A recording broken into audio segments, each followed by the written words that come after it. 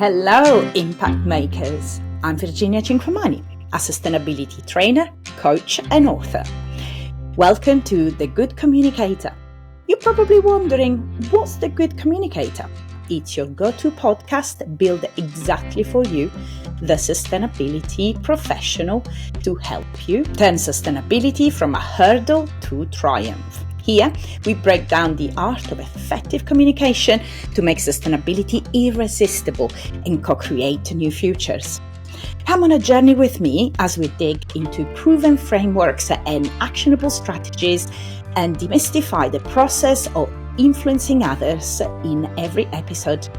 From building trust and using empathy in communication to overcoming resistance and inspiring action, we craft, we inspire, we co-create the perfect message that doesn't just remain in the head, but moves hearts towards sustainable change.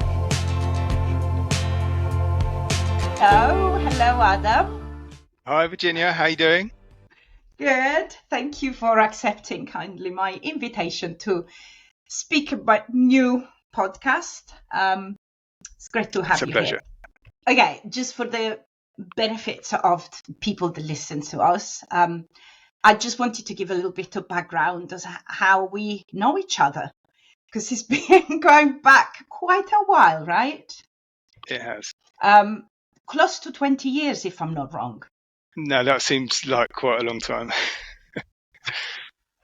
It is. I think it was AD 2006 when we met at a common employer.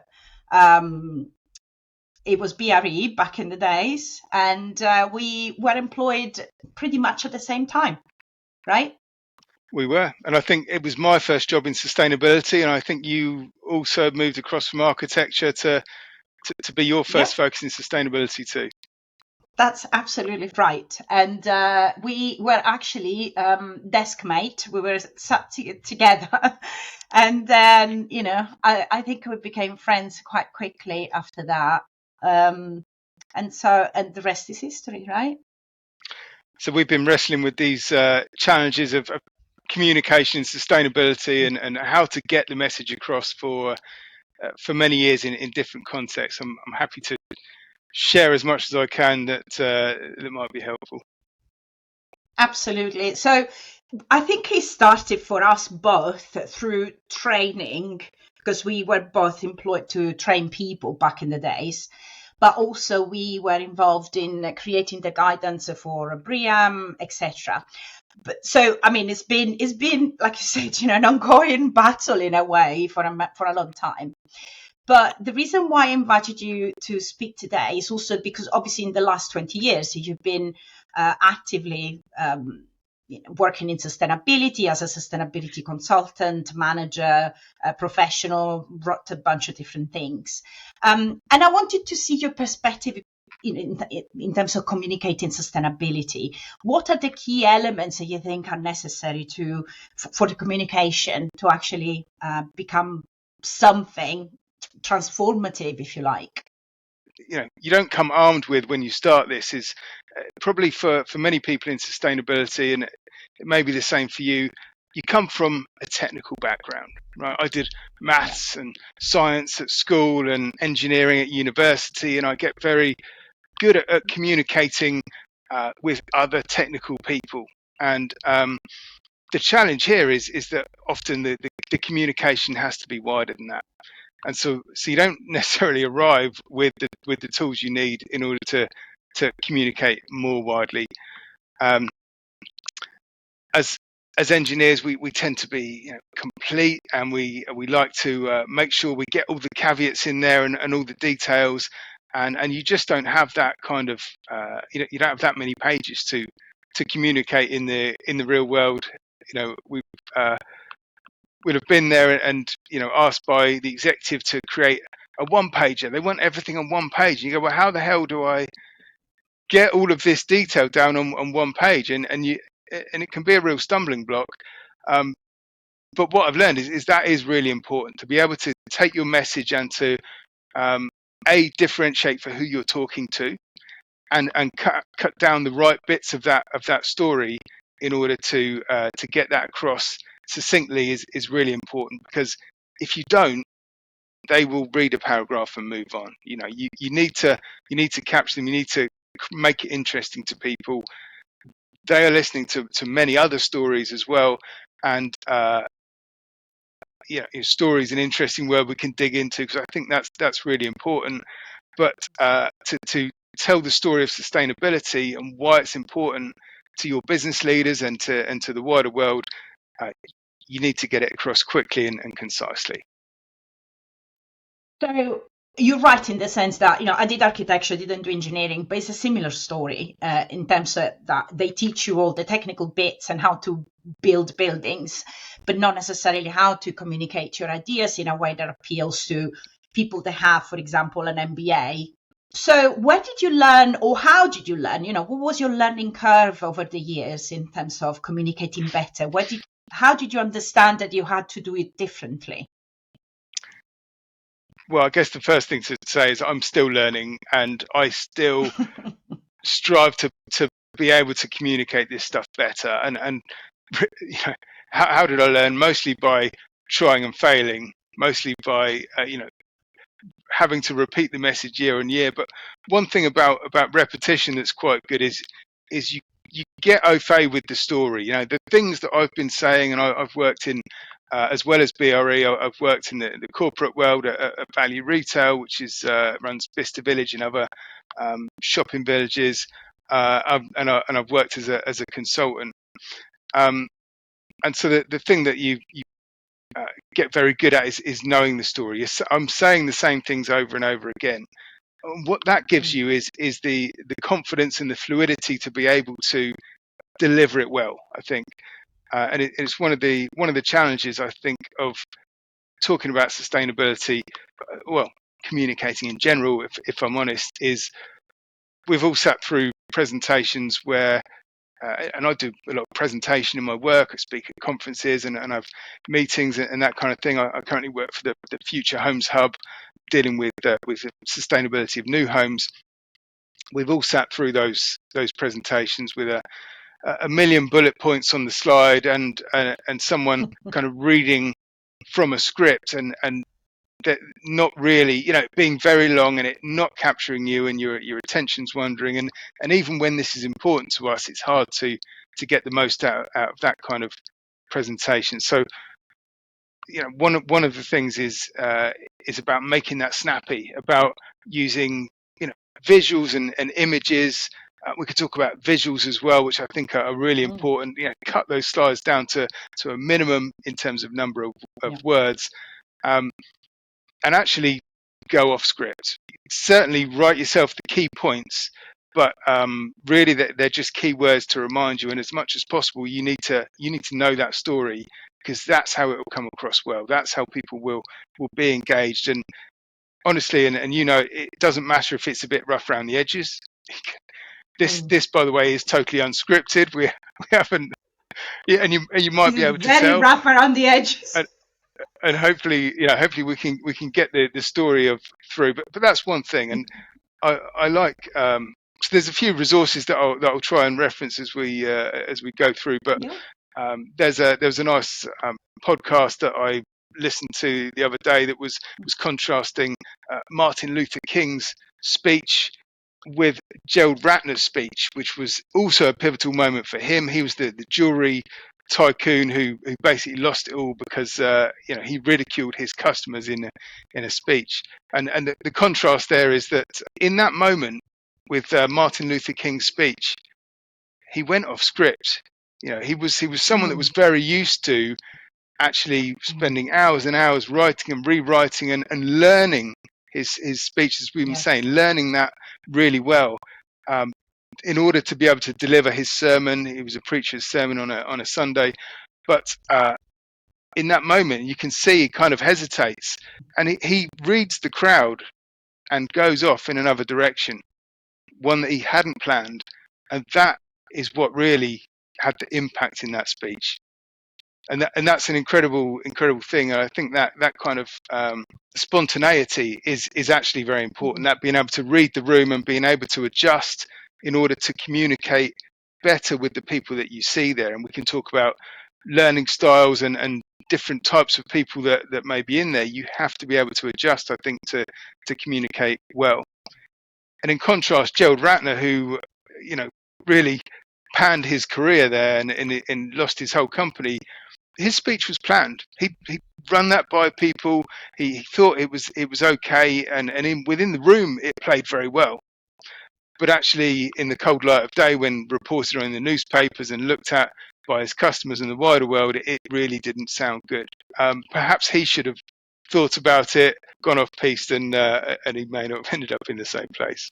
I think it's also because at that point, Martin Luther King used his empathy, his heart in a way. He put the soul into that speech as opposed to something that is scripted. And although it might be very well articulated, might not have the soul that actually captures the people's imagination. I mean, in that case, it was a highly visionary speech, right? He actually inspired millions of people, therefore, to take action. And so I think, I don't know whether you agree in that sense. It's not just about, what you're saying, it's actually how you're saying it. And, and being able to inspire others, which I don't think is that easy when you are scripting. It is.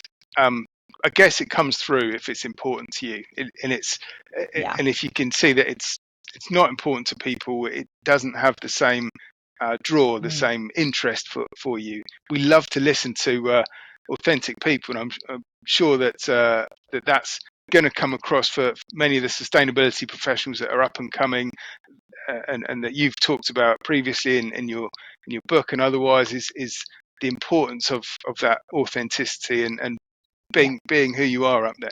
So the people that will listen to this podcast will come from different fields, potentially of sustainability, maybe not on sustainability yet. Many people will be technical. So how do you make that transition from being a purely technical person who really likes, their data and details and a million bullet points, because it's a bit of a safety blanket as well, let's face it, and going unscripted and authentic? How can you loosen up in a way and throw yourself? Well, so it's partly by repetition. It's partly by knowing your stuff, and we know from having done the training in the early days of Bream, and that was a real eye-opener, that when you know your stuff, you really have the confidence to speak.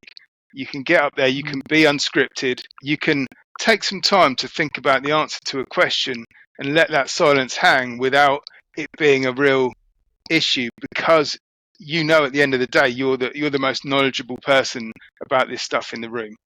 And it's the same for me. I'm a DJ, and when I mix records, I know that I can hear that record going out quicker than the crowd can, and it gives you the confidence to be able to adjust.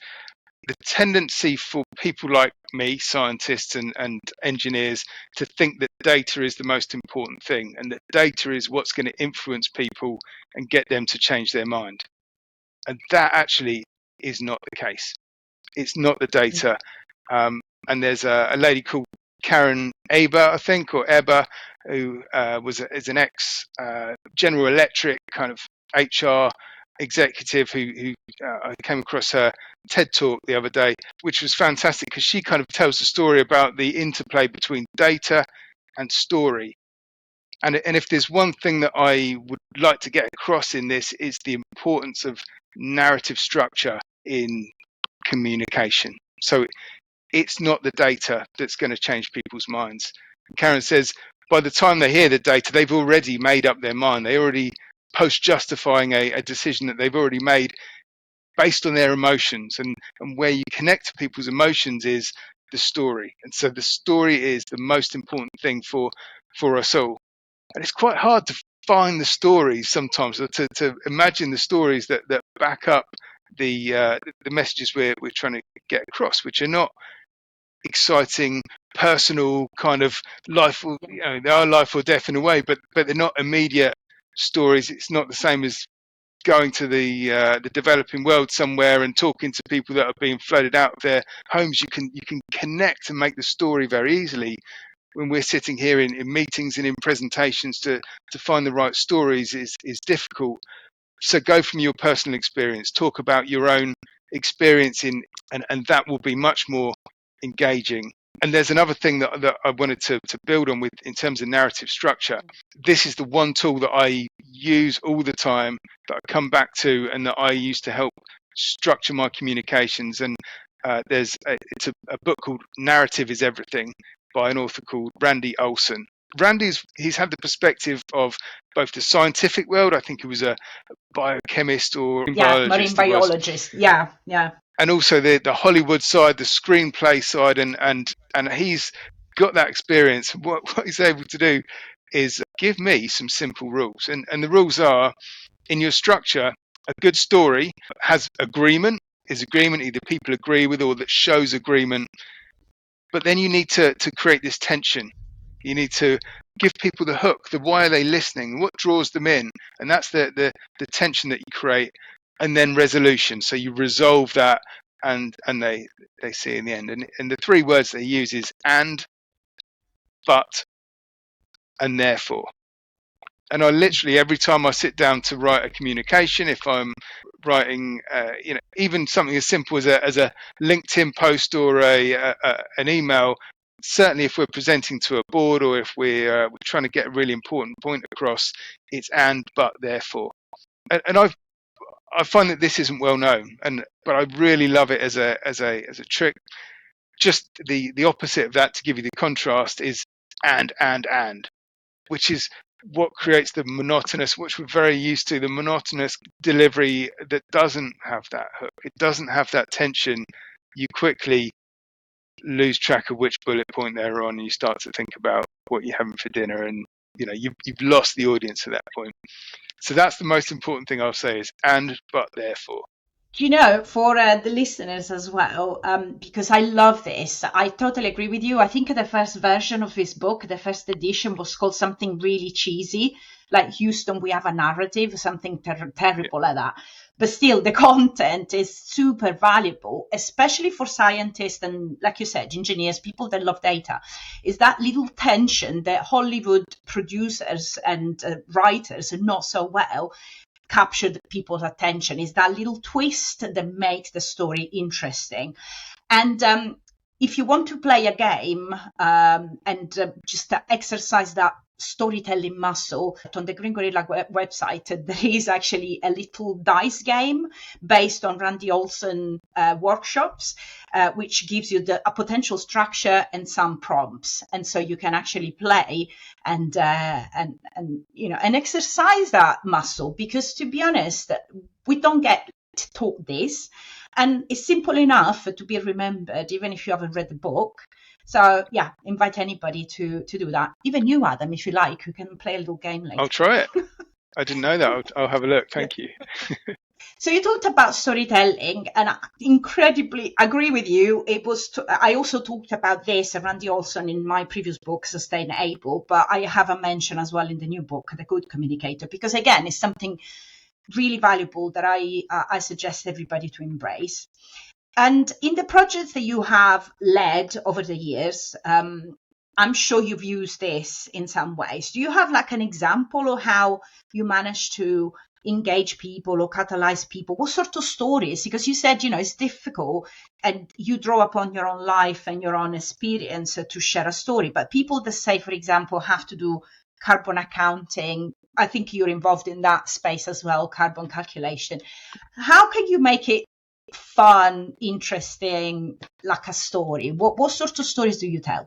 So I guess, as I say, at the moment I work in sustainability of new homes. Right now we are working on a carbon calculator for embodied carbon of buildings. And, you'll know, and others will, that operational carbon has been the focus for many years. And when I built this house here in 2011, I put a gas boiler in. I didn't really foresee the way that the grid would decarbonise, and at the time it was about the same in carbon terms. Now, an air source heat pump would have been much, much better. And now the fabric's improving that to the point where the operational slice of the pie is much lower. And actually embodied carbon can make up half of the carbon impact over the lifetime. The important thing then is to start to measure that, and at the moment it's not regulated. There's no building regulation. The proposal was for Part Z for embodied carbon, but that's not a fact. That doesn't exist yet. We want to move towards making it so, and the way that we can do that as a sector is by taking the lead, right, and by moving forward. Sometimes, testing, prototyping, seeing what works, and failing fast in order to improve it and get to the point hopefully where because we're familiar with it, because we're ready to disclose the embodied carbon, we're all measuring it consistently, and this has been a key thing. Then when government comes around to legislate, it's very easy for them to pick up the baton and hopefully produce a regulation that's viable and not disruptive for the home building industry to implement. At the moment, and often these start with we're looking at global climate destabilization, and we know we have to reduce carbon emissions, and everyone thinks that's a good thing, right? There's no one really there saying that this isn't what we need to do. So there's a lot of agreement there. So and this is a familiar thing. It's that people can latch onto. We know that ethically and actually it's important, but we don't necessarily know how to do it, right? And in the context of embodied carbon, we started to measure. So home builders are responding to this. They're looking at their house types, and they are starting to measure. And we put that on the page and we graph it. And here's the but. The problem is there's a wide variability. Actually, people are measuring similar houses and they are not getting similar results. And no one knows why. We don't know why that is. So this is the real challenge, because no business leader is going to sit there and commit his company to making a saving unless they know they're confident in the foundation. The same would be true in finance. The same certainly true in the non-financial stuff like carbon. Government's not going to legislate for a target that's too taxing unless they understand where and have confidence in where the starting point is. So it's really important. So therefore, the answer for us is to create a consistent set of conventions. These are the defaults and the assumptions that whole life carbon modelers make when they are doing the assessments of how much carbon the building will use over its whole lifetime. So that's the really important thing that we're focused on, and hopefully others in using different tools. So the commercial tools that are out there can pick up these conventions and incorporate them. And so whichever home building company and whichever consultant you're using and whichever tool they are using will have a set of consistent reference points so that we are seeing that consistency.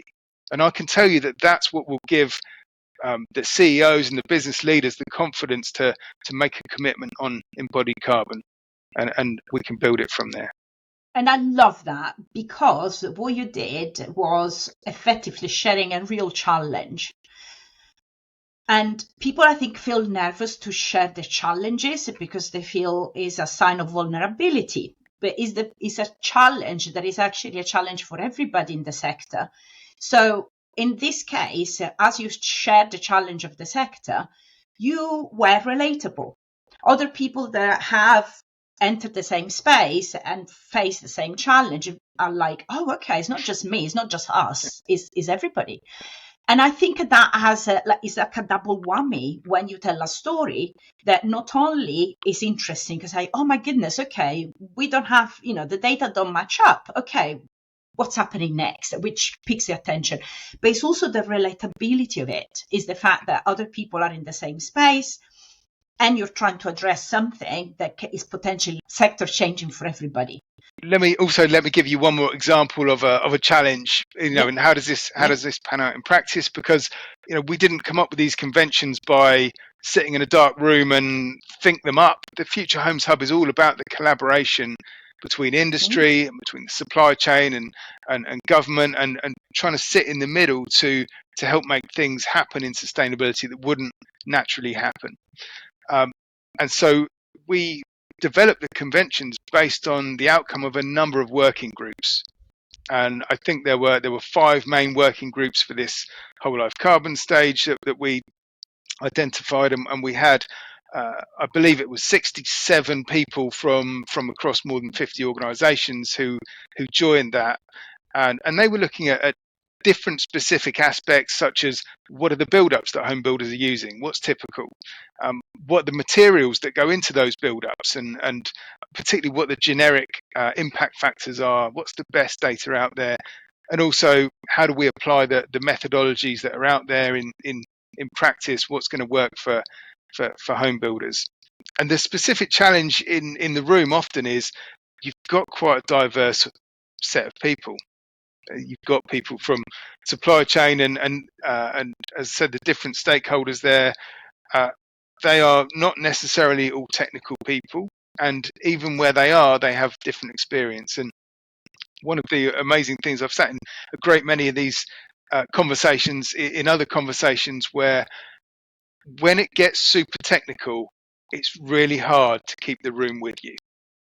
And for people that are very niche technical, it's hard to sometimes explain a point and move on, and you end up down a rabbit hole. And sometimes the meeting can suffer for it. So it's one of the real challenges is how do you take the essence of what's being said in a really technical way, but make it relevant for the other people and help them to understand the importance of that, and bring the context, bring the conversation back to where hopefully the meeting is heading and the outcomes that you've set for that meeting. That can be a real challenge, actually. So, and this is exactly one of the things that I wanted to talk to you about today, is that ability to coordinate such a large amount of people with different backgrounds, different technical abilities, different interests as well. So they will not be all invested potentially in sustainability as much as you are, and co-create something that at the end is to a valid outcome for everybody. So what sort of things did you do when, for example, you experience, somebody very technical go down the rabbit hole, and you saw that, they lost the room, but maybe they didn't even realize, because that's the other problem. When we are so engrossed into what we think, sometimes we just forget that the audience is not following anymore. What did you do? Did you have like certain techniques or something? Because I'm sure lots of the listeners here will share the same challenge. Yeah. I guess if I look at that situation, it's partly about reflecting what they've said.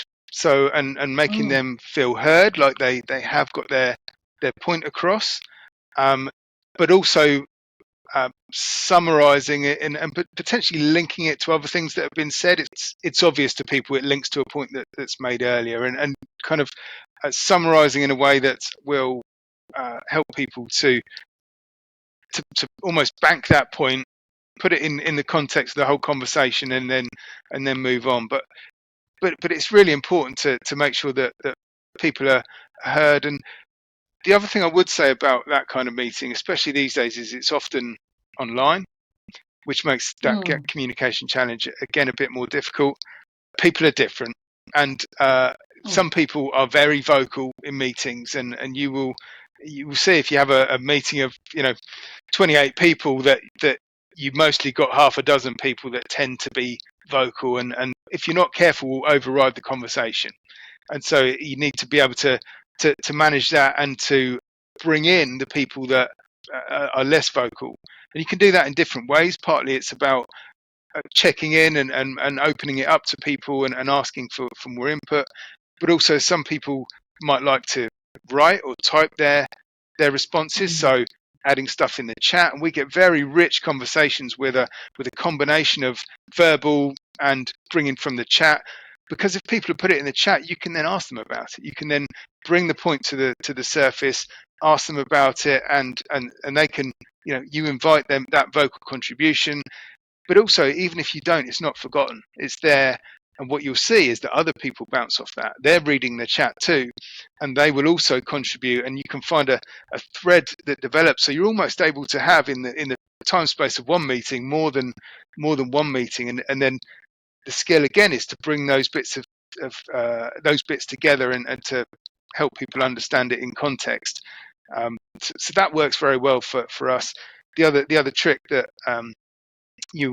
people will have used is things like a Miro board or a collaboration board.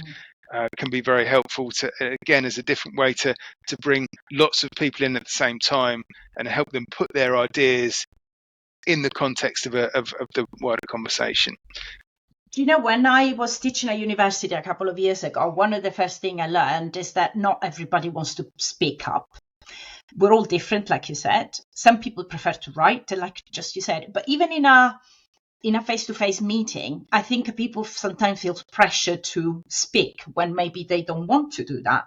And I think something like a shared board or post-it notes, whether it's online or physically, can actually engage other people that they're not that vocal.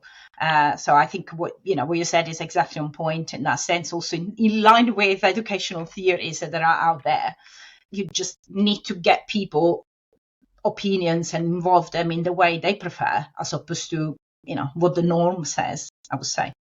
So is there anything else that you think is valid and can be shared when you have to coordinate so many stakeholders and their ideas, and maybe sometimes when there is some conflict as well? Is there anything else that you have experienced or used that worked, especially in this last project that you led?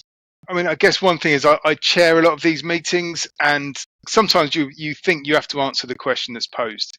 Sometimes it feels like a criticism that you have to answer, but actually quite often it's more effective to put it to the room, even if it's about what the hub's doing or a response to that. It's always helpful to bring in other opinions. I think my style tends to be quite direct, and I have to remember that. I have to remember to give the space sometimes for people to open up and for their point to develop.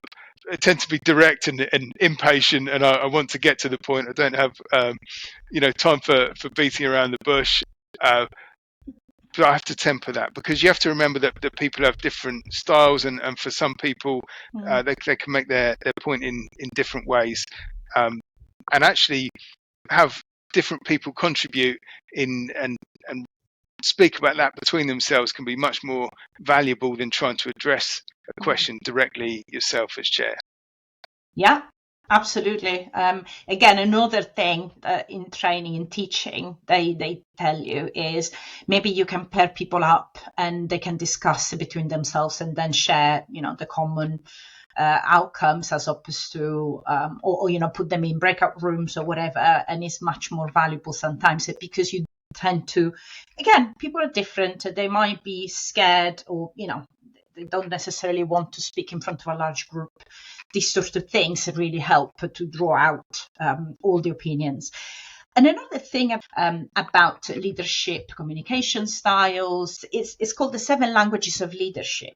And you mentioned how certain languages, let's call them, of leadership appeal more to you than others. For example, challenge, creativity, and purpose.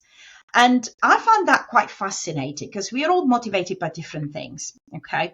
But in the context of communication, what exactly motivates you in terms of challenge, creativity, and purpose?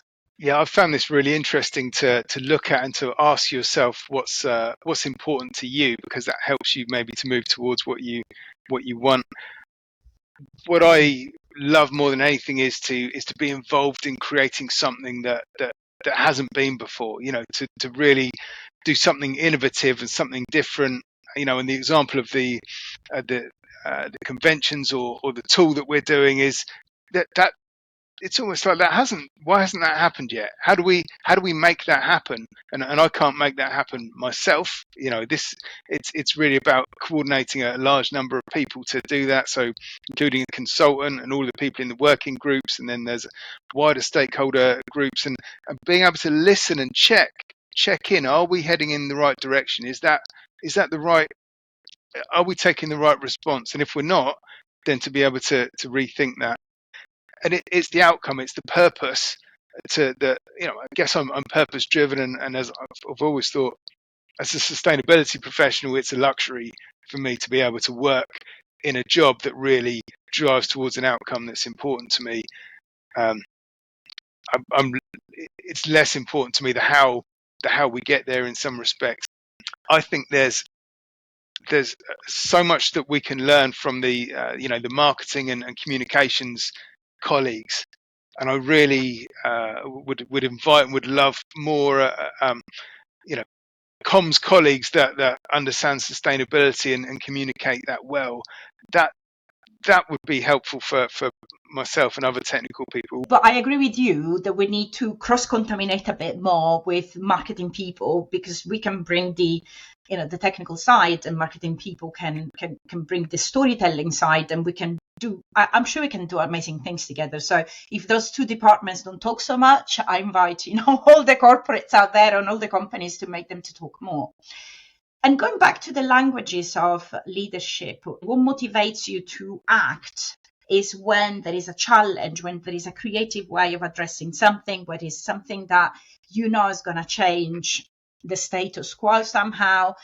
And other people will be motivated by other things, and maybe because, I don't know, maybe they will have, a better position after adopting sustainability. Maybe they will be, they will earn more money, whatever, float their boats almost. So I think that 7 languages of leadership, it's more about communicating in a way that resonates to different people. So if I wanted to convince you to do something or influence you to do something, I will need to pose a challenge for you. Like, oh, let's do something that you've never done before. And you'd be like, yay, let's do it. Other people will be like motivated by something completely different. For me, for example, a creative endeavor is something that I would always love doing, or something purposeful. That's also something that would make me act. So it's really about trying to understand who you got in front of you and offer an angle that will buy into. If I think this is what it's all about, isn't it? Yeah, no, I agree. I think that's it's really important, as we said earlier, to be able to adapt and to communicate with people the way that they want to be communicated with. And I'm guilty, and many of us will be, of thinking the way I like to receive information is the way that everyone likes to, and that if I communicate it in a way that I would like, that I've done my job, but I haven't. I need to be thinking about different learning styles, the visual, the auditory, kinesthetic. How do people like to receive their information? How are they going to remember it? How's it going to mean something to them? And what does that mean in practice, though, for us? It probably means the message may be similar, but how we deliver it is different. How do we augment what we're doing? So it's about more, not necessarily differently, because we have to bear in mind that there are going to be different types of people receiving this information. There's one thing, though, that springs to mind, that a previous chairman of a company, I was told, would, even when he was addressing a room full of people, basically he had in mind that he was talking to these 2 or 3 people. He was crafting that message to be received by the people that were most important to him at that given moment.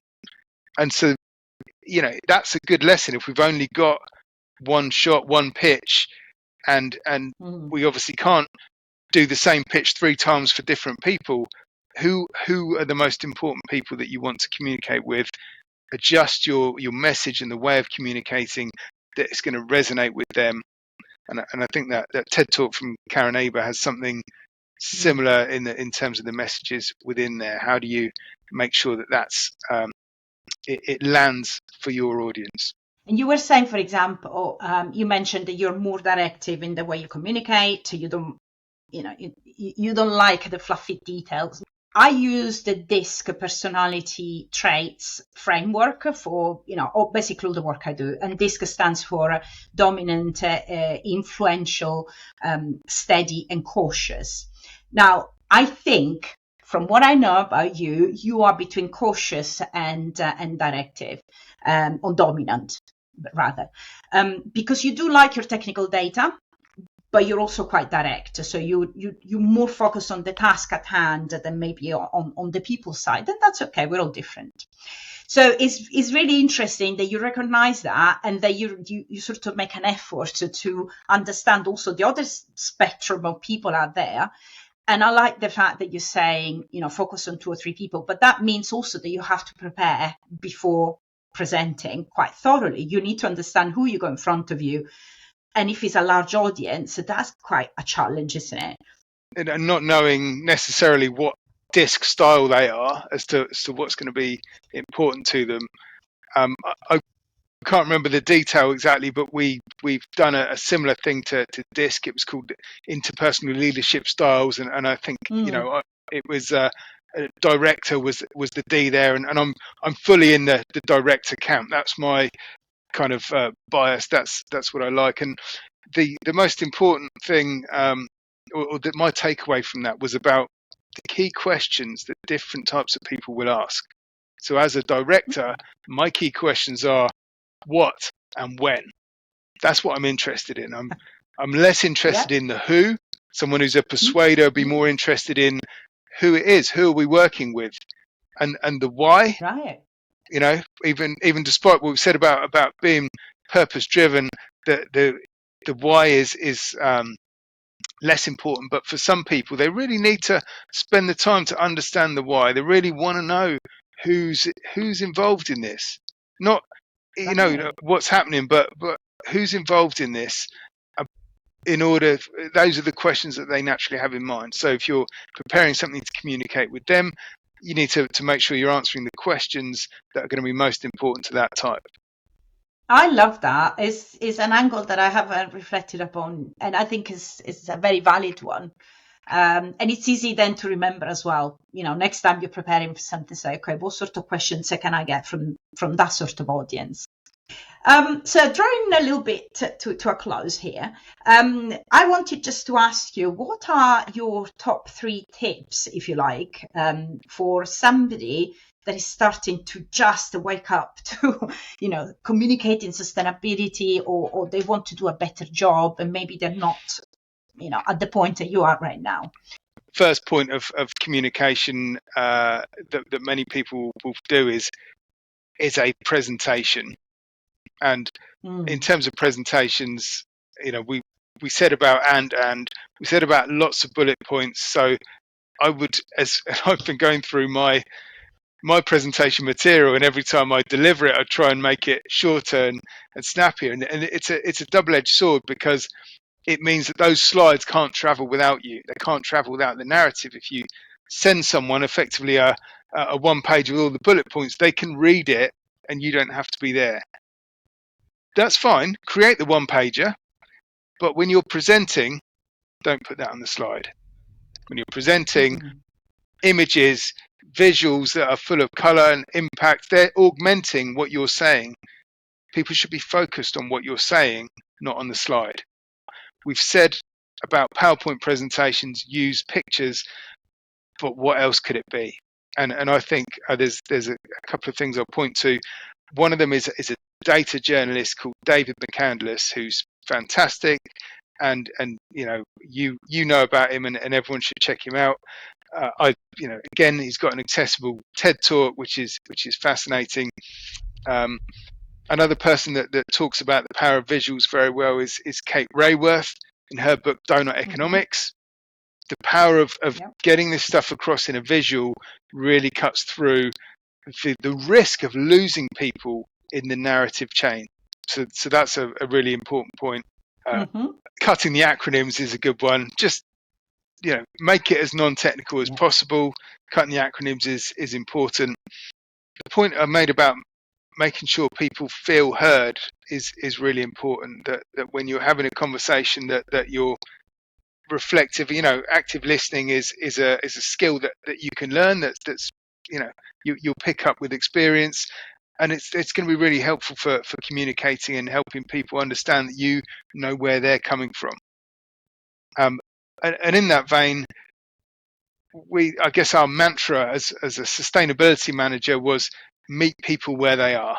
So you and I spent some time in BRE, and we had to develop the method that would work for every building across the nation, and it's very hard to kind of think of everything, and if you're not careful, it feels like you're trying to dictate what's going to happen, but you don't have the actual fact of the details. So the important point in communication is to meet people where they are. We've take the example of operations managers across a big company of different shopping villages that we're trying to help think that energy consumption and water consumption and waste are important things in what is a busy daily life. How do you kind of communicate? Well, you can start by just standing aloft and shouting, "You must do this, this is important, save our planet," kind of sound a bit like a zealot, but that won't really work. They'll just tune the noise out after a while. You want to go and get in the boat with them. You want to sit down and understand their role and how these things are important or could be important to them, and make sure they feel like you're coming to them. So you have to go and meet people, and then you can bring them towards your view. You can coach them, and it's the same as the meetings we're talking about. You start with going to where people are, and then help lead them back to your view, which is that sustainability is important, and they should spend the time to worry about it too. And the other thing in terms of creativity is there's not much creative stuff out there about this. It's very, and the one person I can think of that does a good job about this is Nick Mulvey, who writes some amazing lyrics and also addresses, you've heard his song, The Anthropocene, which is an amazing lyric to try and fit into a song. But actually, how do we take the message and make it more creative? My yet unfulfilled challenge is to create a rap or a song that actually talks about something important. I'm a guitar player. I've tried writing songs in the past, and it's incredibly hard to write something that doesn't sound cheesy as hell. How do we take the message and make it more creative and drop it into people's lives in different places they're not expecting? That's the challenge that I'm still working on. How can you make, you guys, the message of sustainability more creative, whether via music, visuals, art, whatever, literature? Why not? We'll see. We'll see what comes out of this. Thank you so much, Adam, for joining me today. It's been a huge pleasure, and hopefully we'll speak again soon. Well, thanks very much for the time interviewing me.